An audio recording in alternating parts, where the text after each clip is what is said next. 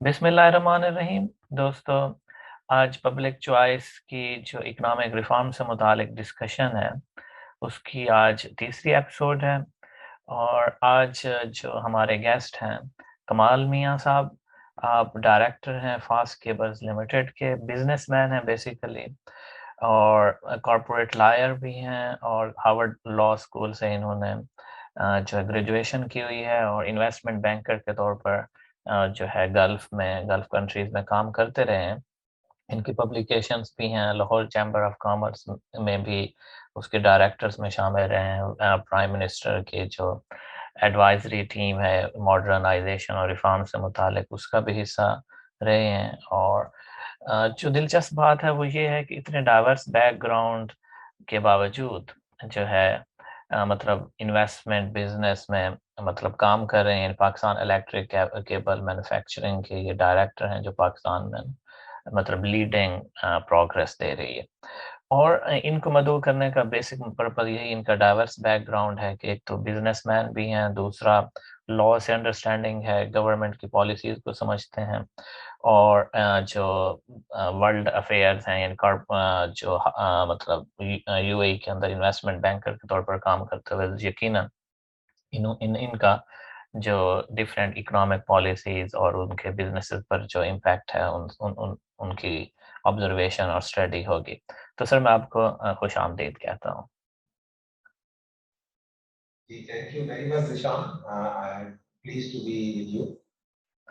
अ, कमाल मियाँ साहब, मेरा जो पहला क्वेश्चन है वो ये है, और एक ना बेसिक सा क्वेश्चन है कि आप क्या समझते हैं कि पाकिस्तान के अंदर जो बिज़नेसेस हैं, वो बुनियादी तौर पर क्या फेस कर रहे हैं? कि जो गुड पॉलिसीज़ हैं, उनकी सप्लाई का फुकदान है, या जो पॉलिसीज़ मौजूद हैं, आप कहते हैं कि ये भी एक अच्छी पोज़ीशन में मौजूद हैं, ये बैड पॉलिसीज़ नहीं है, लेकिन प्रॉब्लम ये है कि इनकी इम्प्लीमेंटेशन सही नहीं हो रही। तो प्रॉब्लम न्यू पॉलिसीज़ का है, न्यू पॉलिसीज़ के ना आने का है, या पॉलिसी इम्प्लीमेंटेशन का है? हाँ, अगर आप इसको परसेंटेज वाइज देखें तो आई वुड से कि 70 to 80% इम्प्लीमेंटेशन का फुकदान, और फिर उसी का एक एलिमेंट है consistent implementation, and you can say 20 to 30% need of the hour के साथ पॉलिसी की डेवलपमेंट भी एक हमारा इशू है एज ए कंट्री। गवर्नेंस जो है ना उसका ज्यादा बड़ा lack of governance, consistent implementation of the policy, predictability जिससे आती है, तो बिजनेस तो predictability ही को हमेशा जो है ना वो स्ट्राइव करता है। उसी की बेसिस पे प्लानिंग हो सकती है, उसी की बेसिस पे आप कोई प्लान बना के उसको इम्प्लीमेंट कर सकते हैं। तो अगर प्रिडिक्टेबिलिटी नहीं होगी तो फिर वो एक चैलेंज ऐड होने, एक नया चैलेंज ऐड हो जाता है। ठीक। अच्छा, हमने पहले भी जो इकोनॉमिक पॉलिसीज़ पर जो डिस्कशन की, तो इस पर तकरीबन पहले 2 जो जो गेस्ट थे और आप हैं, वो इस पर इत्तेफ़ाक कर रहे हैं कि गवर्नेंस का बहुत बड़ा प्रॉब्लम है। यहाँ गवर्नेंस से क्या मुराद है? गवर्नेंस में मतलब कौन-सी पॉलिटिकल इंस्टेबिलिटी की मौजूदगी या कोई और चीज़? मैं आपको बड़ी छोटी सी मिसाल से गवर्नेंस का इशू समझाता हूँ। पाकिस्तान में और भी दुनिया सारी में जो सबसे एक basic contract every day in thousands of times perform होता है, वो contract of sale and purchase का होता है।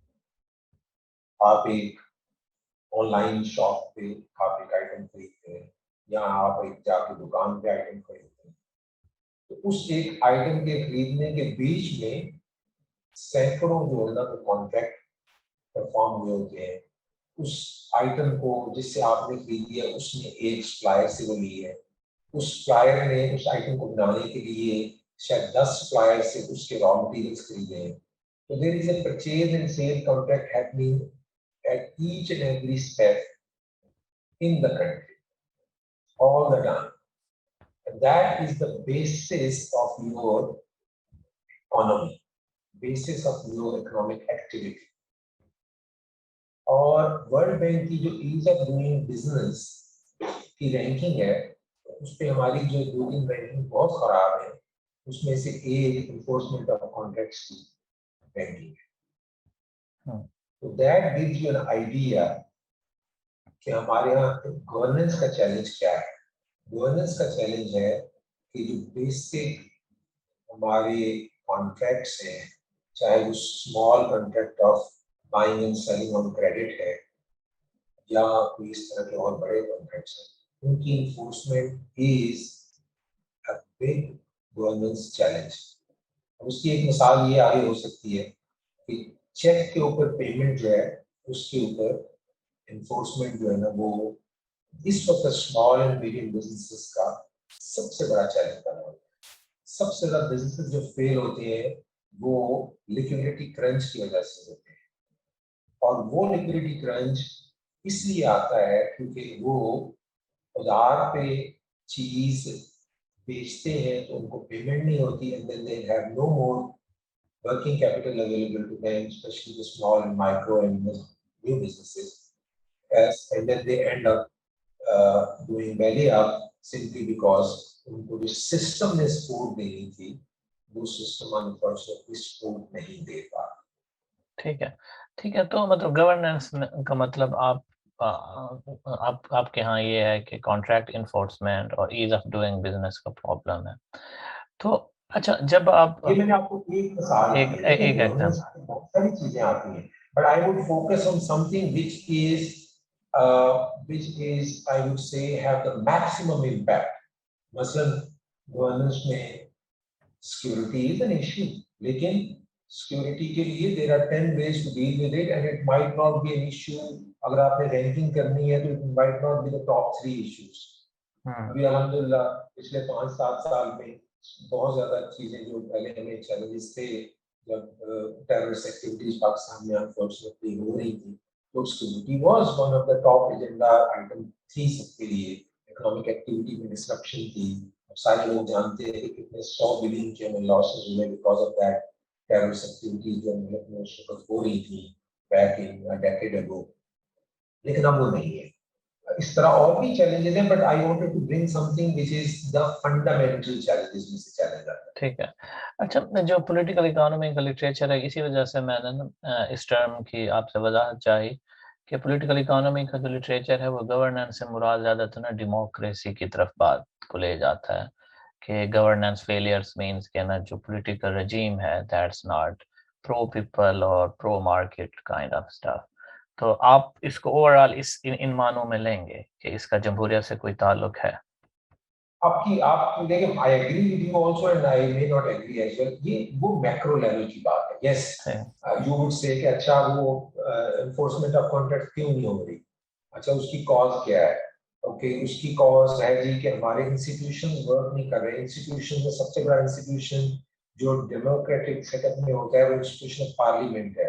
वो पार्लियामेंट अगर इफेक्टिव है तो लॉज की जो है ना, एक तो लॉ बनेंगे और फिर लॉ की इन्फोर्समेंट अगर नहीं होगी तो उसके ऊपर फिर अकाउंटेबिलिटी होगी। तो यस, एज ए आप एक तरह का एक मैक्रो लेवल पे जाके देखें तो yes that issue also becomes relevant. लेकिन हमें तो देखना है कि माइक्रो लेवल पे जो सबसे बड़ा इम्पैक्ट जहाँ पे है, तो जब आप बिजनेसमैन से बात करते हैं तो आपको उसकी बात करता है, because that is what he or she is facing on daily basis. तो इसका मतलब ये है कि कोई भी पॉलिटिकल पार्टी अगर इक़्तिदार में आती है तो that can't directly influence the business culture. तो बिजनेस को मेनली जो है वो जो रूल ऑफ लॉ और कॉन्ट्रैक्ट इन्फोर्समेंट इससे ज़्यादा सामना होता है बनिस्बत ये कि कौन इक़्तिदार में आया और कौन नहीं। नहीं नहीं, ये बात बिल्कुल सही है कि इक़्तिदार में जो आएगा काम तो उसने करना है ना। तो मैं ये नहीं कहता कि जी it doesn't matter कि कौन इक़्तिदार में कौन नहीं है, और दैट यहाँ इसको इस तरह हम एक्सटेंड कर दें कि अच्छा जी doesn't matter if it is a democratic government or a dictator, all those things matter।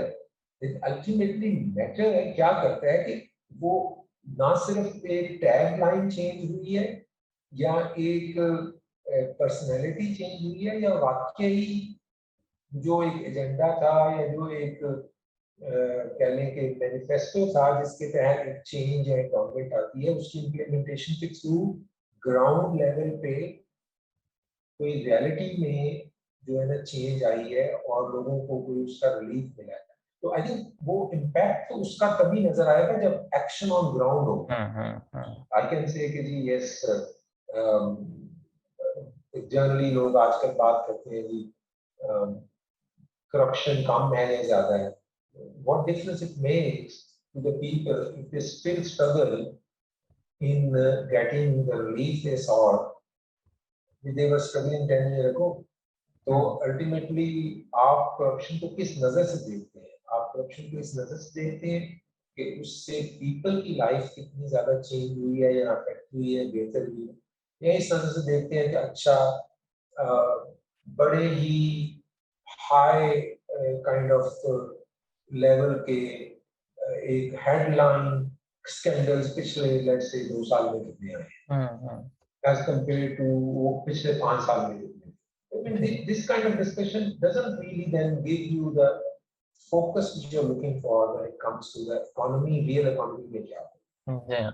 अच्छा, मैं दोबारा से टॉपिक की तरफ आऊँ, क्योंकि मैं बहुत सारी चीज़ें आपसे डिस्कस करना चाहता हूँ कि हम एकेडमिक्स जो हैं चीज़ों को किस नज़र से देख रहे होते हैं, और एक बिजनेसमैन जो है जिसका खुद अपना भी एक डाइवर्स बैकग्राउंड है चीज़ों को एकेडमिकली देखने का भी और प्रैक्टिसेस में भी. तो मेरा अगला क्वेश्चन जो है कि आप किस तरह की जो इकोनॉमिक रिफॉर्म्स हैं डिमांड करते हैं एज अ बिजनेसमैन, और अगर आप सारे पाकिस्तान के बिजनेसमैन को रिप्रेजेंट करें तो? Businessmen usually all over the world or Pakistan may be no difference, would want less government. हम मैक्रो लेवल पे बात कर रहे हैं. The lesser the government, the better it is for business. Effectively, I dread the day when I have to deal with government department. उसकी क्या वजह है? उसकी वजह ये है कि मुझे कोई प्रेडिक्टेबिलिटी नहीं है कि जो मैं डील कर रहा हूँ उसकी आउटकम का टाइम फ्रेम क्या है. ठीक है, मुझे उस प्रेडिक्टेबिलिटी के ना होने की वजह से I can't plan, I can't make a commitment to my customer.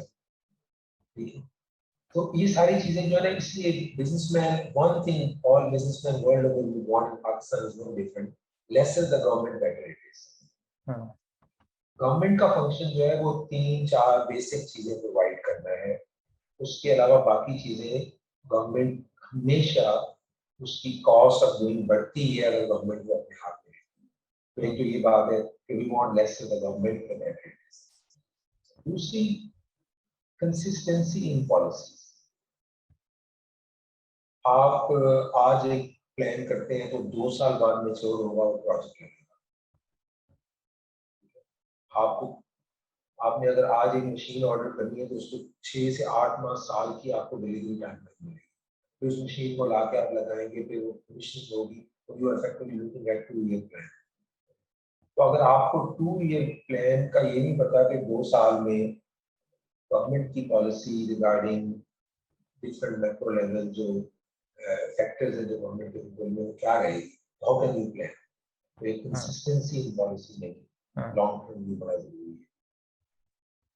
तीसरा बड़ा इंपॉर्टेंट चीज ये है कि आप fair play when it comes to competition के लिए फेयर प्ले. एक्टिवली अगर कुछ मार्केट में प्लेयर्स हैं वो प्रेफरेंशियल ट्रीटमेंट्स की वजह से उनको मार्केट में एडवांटेज मिलता है तो दूसरे प्लेयर्स सफर करें. फॉर एग्जांपल, हम कहते हैं जी गवर्नमेंट की प्रायोरिटी थी कि उन्हें पावर प्लांट्स लगाने, तो सडनली तमाम पावर प्लांट्स को तमाम तरह की टैक्सेस ड्यूटीज पे छूट दे दी है और उनकी हर चीज को स्ट्रीमलाइन कर देगा जी. That's the priority. What we ended up with a lot of market disruption क्योंकि ड्यूटीज और चीजों की एग्जेम्पशन है, गवर्नेंस के वैसे इशू है, तो बहुत सारी चीजें वो आगे मार्केट में जो कि उस मार्केट में बिक रही है प्रोजेक्ट को लग नहीं रही. एक जस्ट मिसाल है. फिर हमने क्या अचीव किया? Suddenly we realize we have now power capacity, we have power now supply, and then we have demand constraints because हमारा network distribution का ready नहीं है. ठीक है, ट्रांसमिशन का रेडी है, तो we are paying no capacity charges. So in fact, as a country, we are into bigger problem than the problem we were trying to solve. That's just an example कि बड़ा जरूरी है कि policy making के वक्त और उसके implementation के वक्त ये लॉन्ग टर्म व्यू दिया जाए, इसमें देखते हैं उससे अफेक्ट होता है. अब अगर कैपेसिटी चार्जेस गवर्नमेंट पे कर रही है तो from there government is getting, I am paying for and every consumer is paying extra charges for line losses, for in other ways and means in the electricity bill. That makes us uncompetitive when it comes to competing with for export market or competing with imports which are coming to Pakistan from markets where their cost of doing business is cheaper. अच्छा, आपने एक main reason जो बताई, एक तो कि minimum government हो और दूसरा ये कि फेयर प्ले हो. तो गवर्नमेंट जो है वो 2-3 रीजन देके वो ज्यादा से ज्यादा इंटरवेंशन की तरफ आती है. कि मीन फॉर एग्जांपल वो कहती है कि कंपटीशन और फेयर प्ले के दरमियान जो है ना वो नेगेटिव रिलेशनशिप भी पाया जा सकता है कि अगर हम अनलीश कर दें मार्केट को तो फेयर प्ले नहीं होगा. तो इस वजह से हमें वॉच डॉग के तौर पर और रेगुलेटर के तौर पर हर वक्त हमारा होना लाजमी. दूसरा जो है वो कहती है कि हमने इनकम डिस्ट्रीब्यूट करनी है और तीसरा सोशल जस्टिस क्रिएट करना है. तो ये जो इतने सारे वो कॉजेस के साथ मार्केट में एंटर होती है और फिर जब एंटर हो जाती है तो उसको पीछे धकेलना प्राइवेट सेक्टर के लिए तो पॉसिबल नहीं है क्योंकि वो उसके पास इतनी पावर मौजूद है. तो आप समझते हैं कि वाक़ई जो पाकिस्तानी मार्केट है उसके अंदर इतना ज़्यादा अनफेयर प्ले हो रहा है कि पाकिस्तानी गवर्नमेंट को ये सजेस्ट करना कि वो अपने मिनिमम साइज़ की तरफ पीछे हट जाए और मिनिमम रोल प्ले करे, ये पॉसिबल है? गवर्नमेंट का आर्गुमेंट अपनी जगह पे, but the ways and means जो पूरी दुनिया में वेल नोन है वो अप्लाई किए जा सकते हैं. आप डिस्ट्रीब्यूशन ऑफ वेल्थ करते हैं, आप फेयर टैक्स सिस्टम से इसको डिस्ट्रीब्यूशन ऑफ वेल्थ करते हैं, वो सारी चीजें तो हम किसी को कोई इतराज नहीं होनी चाहिए. लेकिन अब मैं आपको छोटी सी मिसाल देता हूँ. गवर्नमेंट बहुत सारे प्रोजेक्ट्स में गवर्नमेंट इंस्टीट्यूशंस की जो एंटिटीज हैं उनको प्रोजेक्ट जो है ना वो अवार्ड कर देती हैं. अब वो इफेक्टिवली आप क्या कर रहे हैं, आप ज्यादती कर रहे हैं क्योंकि आप लोकल एंटरप्राइज को ग्रो करने का मौका नहीं दे रहे. आपने कोई बड़ी रोड बनानी है, आपने बड़ा डैम बनाना है, आपने बड़ी चीज बनानी है, देयर इज उसको बनाने और प्लान करने में 15 साल डिले है, लेकिन हम उसकी एग्जीक्यूशन फेज पे ये एक्सक्यूज दे के जी इसको हमने फौरन एग्जीक्यूट करना है तो इसलिए ये कोई नहीं कर सकता तो इसलिए इसको गवर्नमेंट इंस्टीट्यूशन को दे दिया. अच्छा, अल्टीमेटली वो गवर्नमेंट इंस्टीट्यूशन क्या करता है, वो बाद में उसको सब कॉन्ट्रैक्ट कर देते हैं 15 प्राइवेट इंस्टीट्यूशंस. तो इफेक्टिवली आप क्या कर रहे हैं, तो आप you have to make sure that government enterprises will always have more problems for you to deal with. You have to encourage and support the private enterprise. उसके लिए आप डेवलपमेंट इंस्टीट्यूशंस के थ्रू उनको फाइनेंशियल, अगर उनके arm strong नहीं है तो वो उनको आप दें. हमारे यहाँ डेवलपमेंट इंस्टीट्यूशंस काफी ज्यादा होते थे, 80s तक थे, बाद में वो खत्म होते गए. अब अगर एक लेट से एक प्राइवेट पार्टी इतनी स्ट्रॉन्ग नहीं है और बड़ा प्रोजेक्ट तो उसको गवर्नमेंट का ये फर्ज बनता है कि उनको वो फाइनेंशियली उनको डेवलपमेंट फंडिंग दे ताकि वो स्ट्रॉन्ग हो, क्योंकि अल्टीमेटली टैक्स की सूरत में गवर्नमेंट को बेनिफिट होगा. अल्टीमेटली जो वेल्थ क्रिएशन होगी प्राइवेट सेक्टर में गवर्नमेंट विल बेनिफिट. और गवर्नमेंट का ऑब्जेक्टिव जो है वेल्थ क्रिएट करना, लेबर बढ़ाना, प्राइवेट एंटरप्राइज को ग्रो करना, वो अचीव होगा. ना कि उसको उठा के आप एक गवर्नमेंट एंटरप्राइज को दे दें और गवर्नमेंट एंटरप्राइज उसके ऊपर वो. देखिए बड़ी छोटी सी बात है, जहां तक जो आप एक प्रॉपर जो एक प्रोजेक्ट में जो एक इक्विटी स्टेक होल्डर होता है उसके जो स्टेक्स होते हैं, वो जिस तरह डिसीजन मेकिंग करता है, जिस तरह एफिशिएंटली काम करता है, गवर्नमेंट वो नहीं कर सकती. गवर्नमेंट इससे नो इफेक्ट. हम अपने 10% और तजर्बा कर लें, something is not academically from all perspective has been, it's a proven fact कि private enterprise जो है is the most efficient way to do anything. और उसको हमें ज़्यादा यूटिलाइज करना चाहिए। अच्छा, दूसरा एक और चीज़ पाकिस्तान के पॉलिटिकल इकोनॉमी के तनाज़ुर में और इकोनॉमिक रिफॉर्म इस डिस्कशन में, वो ये है कि पाकिस्तानी जो मार्केट है उसके अंदर मिलिट्री भी अपने जो कमर्शियल एंटिटीज़ की शक्ल में मौजूद है। कुछ लोग एतराज़ करते हैं कि ये जो कमर्शियल एंटिटीज़ हैं, जो मिलिट्री की हैं, तो इनको बहुत सारे जो मामलात हैं, उनमें प्रिविलेज हासिल है कि जो मार्केट के अंदर, उस सेक्टर के अंदर जो दूसरे प्लेयर्स हैं, उनके साथ एक डिस्क्रिमिनेटरी जो है ना, एक ट्रीटमेंट बर्ताव किया जाता है। तो आप समझते हैं कि पाकिस्तानी मिलिट्री जो है, पाकिस्तानी मार्केट के अंदर एक अनफ़ेयर प्रैक्टिसेस को प्रमोट करती है और बेनिफिट लेती है? इसमें we should not look at कि कौन क्या करता है, वी शुड लुक एट कि what is the best for the country. ठीक है, हर एक इंस्टीट्यूशंस का एक रोल है जो उन्होंने प्ले करना है। अच्छा, फिर वो क्या होता है, हमारे यहाँ शाराए करम ना बनती अगर पाकिस्तान आर्म फोर्सेस की जो इंजीनियरिंग विंग है वो मिल के उस इतने एक लैंडमार्क प्रोजेक्ट्स पे काम ना करता और कई जाने भी उन्होंने वहां पे जाया थी। अब मैं ये नहीं कह सकता इस तरह के स्ट्रेटेजिक प्रोजेक्ट्स को आप जो है ना वो ना करें, we salute them for the great work they do. लेकिन अगर फॉर एग्जांपल मैं लाहौर शहर में रहता हूँ, लाहौर शहर की रिंग रोड बननी है, ठीक है, रिंग रोड के प्रोजेक्ट को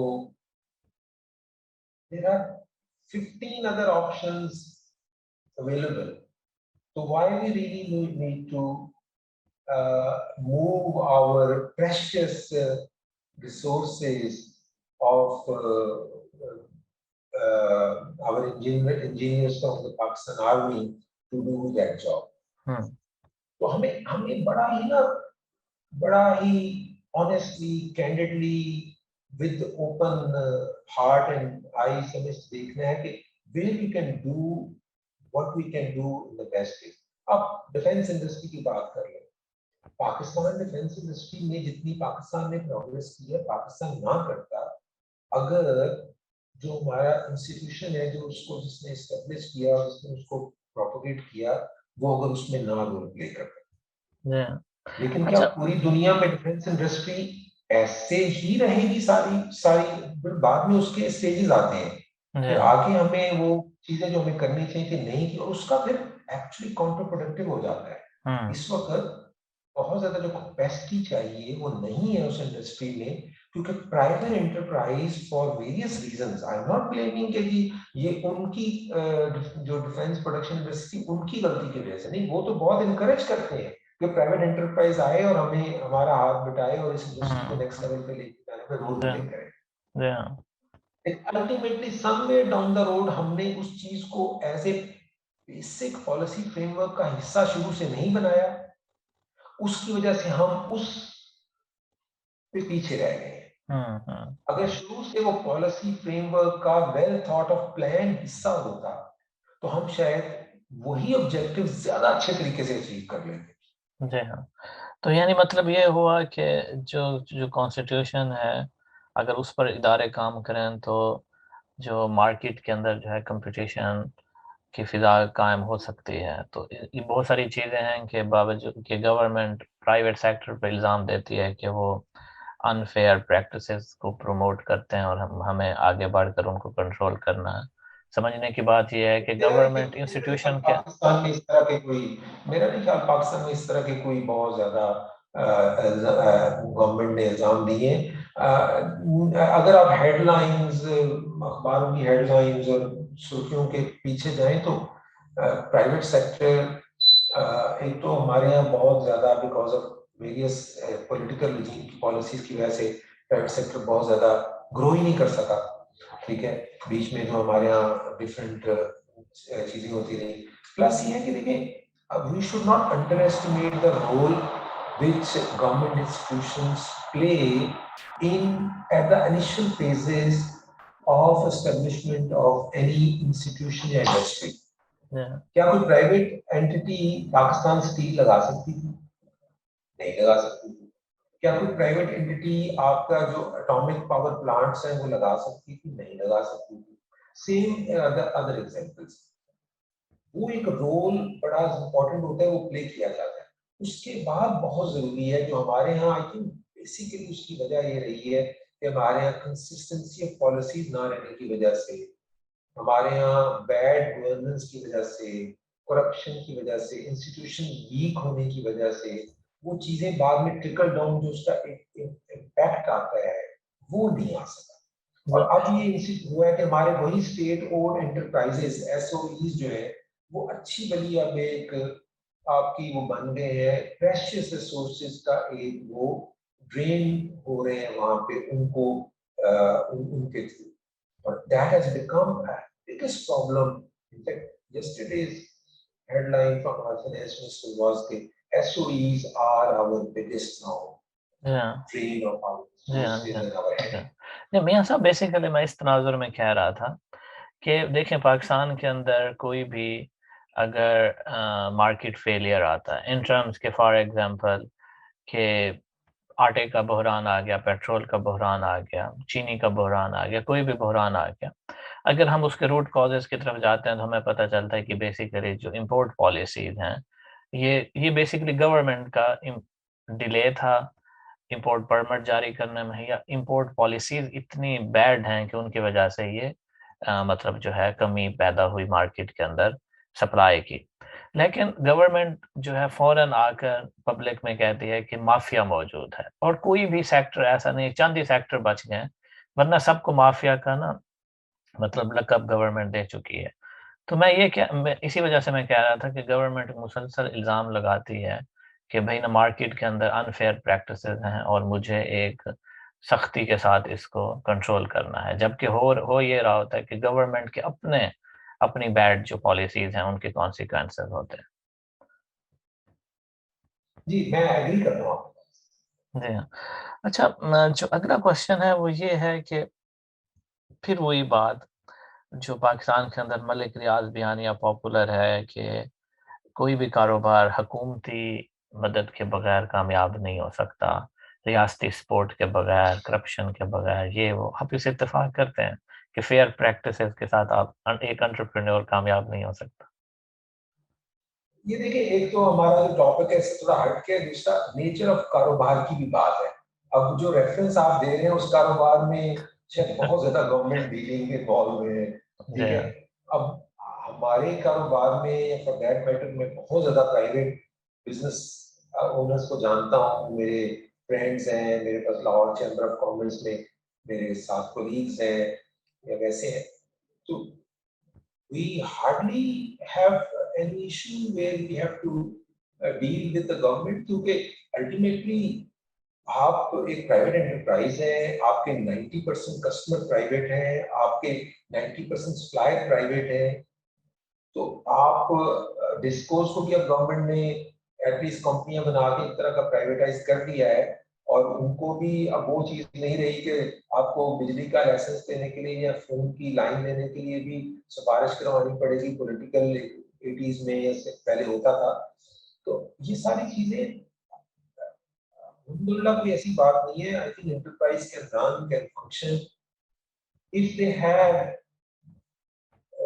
vision, if they have a good what we call it corporate एक values system है उनका, and they have some objectives, they have some plan to implement, वो बिल्कुल कर सकते हैं। No way a business in Pakistan would be different than business in any other country if you mean to do business। अगर आपने कोशिश करनी है कि मुझे कोई वो गाड़ी में कहते हैं छक्का लग जाए, ठीक है, या मुझे कोई विंडफॉल हो जाए, तो वो एक और कहानी है। वो दिहाड़ी लगाने वाला चक्कर जो है ना, वो एक और चीज है, वो फिर बिजनेस नहीं है। ठीक है। बिजनेस तो है, you take risk, calculated risk, you then do work on the enterprise, you make losses, you win as well. That's what is the game. जी हाँ। मेरा क्वेश्चन इस तनाजुर में था कि क्योंकि मैं आपसे कन्फर्मेशन भी चाहता था कि पाकिस्तानी मार्केट के अंदर भी फेयर प्रैक्टिसेस हैं, और अगर मार्केट फ्री हो, रिसोर्स एलोकेशन जो हैं वो कंपेटिटिव फोर्सेस के तहत हों, और गवर्नमेंट जो है रूल ऑफ लॉ की शक्ल में अपना जो बेसिक कॉन्स्टिट्यूशनल रोल है वो प्ले करे, तो पाकिस्तान के अंदर जो है एक फेयर प्रैक्टिसेस के साथ एंटरप्रेन्योरशिप प्रमोट हो सकती है। पाकिस्तान भी फ्री मार्केट के साथ आगे बढ़ सकता है। तो ये जो एक बयान मौजूद है कि पाकिस्तान में जो है ना गवर्नमेंट का कंट्रोल लाजमी है, क्योंकि यहाँ बेमानियों से बिल्कुल तरक्की होती बिल्कुल नहीं है, ये बयानिया बिल्कुल गलत है और ये है भी नहीं, ये वही हेडलाइन तक कुछ लोगों की बात हो जाती है। देखिए होता क्या है, 90% business people are not the one who will be covered by a headline या by a TV breaking news, है। हम्म। but they are the real आपकी जो है ना इंडस्ट्री में। वो मेरे दोस्त है, वो कहते हैं एक पाकिस्तान वो है जो सुबह 8 बजे से लेकर शाम 7-8 बजे तक का पाकिस्तान है। वो पाकिस्तान है जो काम करता है, जो मेहनत करता है, और वो इतनी बड़ी पॉपुलेशन को, इतनी बड़ी इकोनॉमी को फीड कर रहा है। वहाँ पे डबल डिजिट ग्रोथ हो रही है, सारी चीजें हो रही है। आप अपने कंज्यूमर स्पेंडिंग के नंबर्स देख लें, सारी चीज देख लें। एक वो पाकिस्तान है जो शाम को 6-7 बजे से लेकर रात को 10-11 बजे तक टीवी शोज में आता है या इस तरह के टॉक शोज में आता है। वो पाकिस्तान है जहाँ हर चीज बड़ी खराब है, जहाँ पे कोई चीज सीधी नहीं है। तो देखिए वो रियलिटी ये है कि जो बहुत सारा काम है और पाकिस्तान में बहुत सारा अच्छा काम हो रहा है। आपने कहा कि इंटरप्राइज गवर्नमेंट इंटरवेंशन के बगैर काम नहीं कर सकते। मैं कहता हूँ कि आपके पास एक नहीं 20 मिसालें हैं।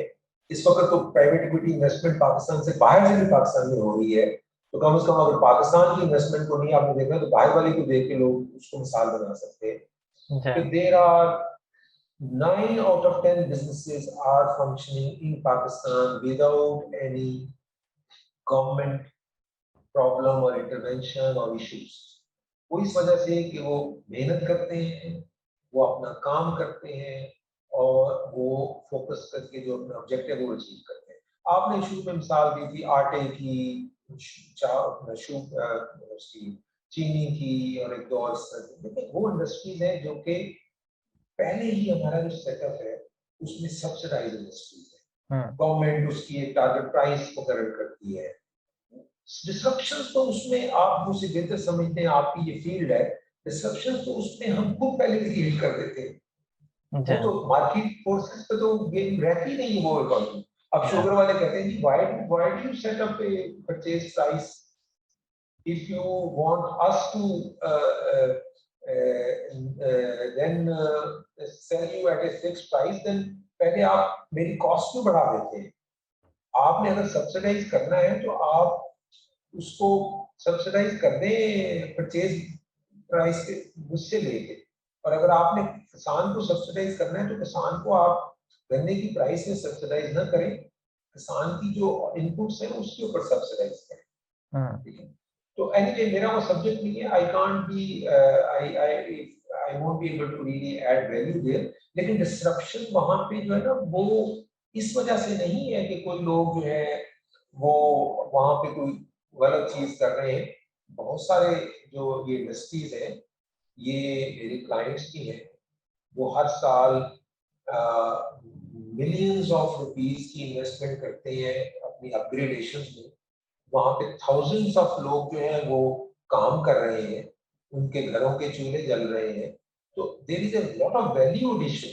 और एक चीज हमें हमेशा याद रखनी चाहिए, all these businesses have an option to be like the business जिनकी भी हम बात कर रहे थे कि आराम से जो है ना वो कहीं इन्वेस्ट करके बैठ जाएं और जो है ना कोई काम ना करें और अपना जो है ना उनको कोई फर्क नहीं पड़ेगा।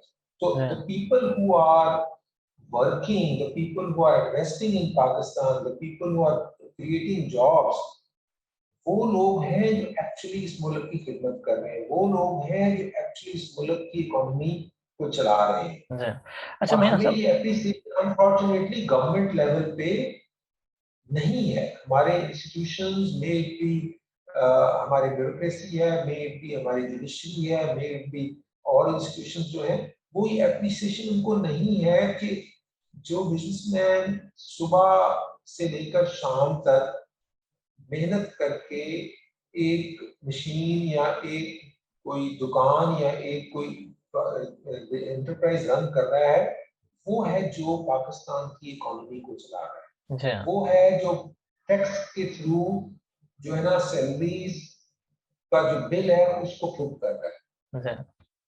अच्छा मियां साहब, हमारे पास जो है तो टाइम की लिमिट से हम आगे बढ़ गए हैं, लेकिन मेरा आखिरी क्वेश्चन है वो ये है कि, और मेरी आपसे दरख्वास्त है कि उसका मुख्तसर, क्योंकि टाइम बिल्कुल ही 1-1.5 मिनट में प्लीज उसको कवर कीजिएगा। वो ये कि पाकिस्तान की जो इंडस्ट्री है वो कहा यह जाता है कि स्टेट प्रोटेक्शन पे चल रही है, और अगर मीन्स स्टेट प्रोटेक्शन इस तरह से कि बैरियर जो हैं फॉरेन प्लेयर्स के वो आएँ और पाकिस्तान में जो है कम्पीट करें, या फिर जो मराज जो पाकिस्तानी खासतौर पर टेक्सटाइल इंडस्ट्री को या लेदर इंडस्ट्री को जो हासिल है, तो कहा यह जाता है कि अगर ये स्टेट प्रोटेक्शन ख़त्म हो जाए तो पाकिस्तान और इंटरनेशनल और मार्केट जो है ओपन हो जाए, तो पाकिस्तानी कंपनीज जो हैं वो एक ओपन कंपटीशन में जो वर्ल्ड प्लेयर हैं या जो इंटरनेशनल प्लेयर्स हैं उनके साथ नहीं कम्पीट कर सकते।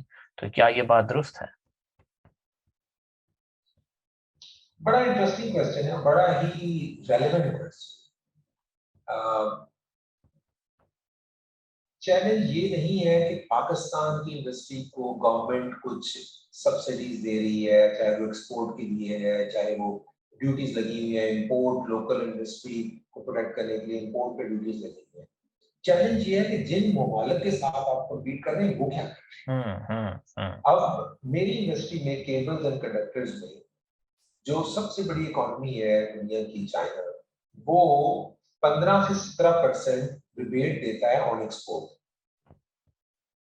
जब तक गवर्नमेंट ऑफ पाकिस्तान ने इस इंडस्ट्री में ये जो अभी पीटीआई की गवर्नमेंट आई और जो रजाक दाऊद साहब जो कांग्रेस के एडवाइजर हैं मिनिस्टर के, उन्होंने आके ये जो इंपोर्ट के ऊपर ड्यूटीज को रैशनलाइज नहीं किया और रॉ मटेरियल्स की ड्यूटीज को कम नहीं किया, हम पाकिस्तान में बैठ के पाकिस्तान मार्केट में अनकम्पेटिटिव थे because of that rebate.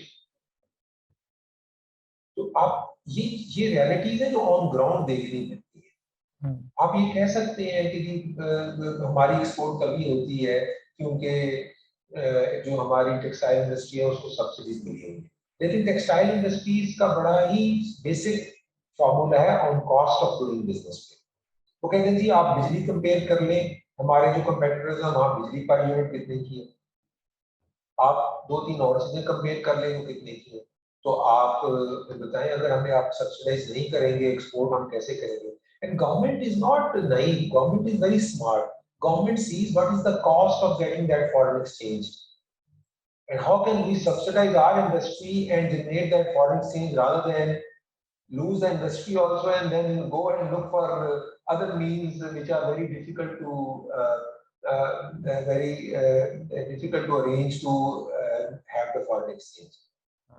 So yes, you are right in principle, in an ideal world ये नहीं होना चाहिए, लेकिन इस वक्त तो जो बेस्ट ऑफ द बेस्ट दुनिया की इकोनॉमीज हैं वो बहुत ज्यादा उन्होंने कहा ये चीज दोबारा उस पर आ गए जी कि विदाउट प्रोटेक्शनिज्म, विदाउट दीज, चाहे स्टेट के थ्रू है चाहे डायरेक्ट है, सब मुल्कों ने अपनी इंडस्ट्रीज को अपने एंटरप्राइज को प्रोटेक्ट करने के लिए, चाहे वो विजिबल है, वो कह लें कि रेवेन्यू के सूरत में है, चाहे वो नॉन कह लें रेवेन्यू है, वो प्रोटेक्शन दी हुई है।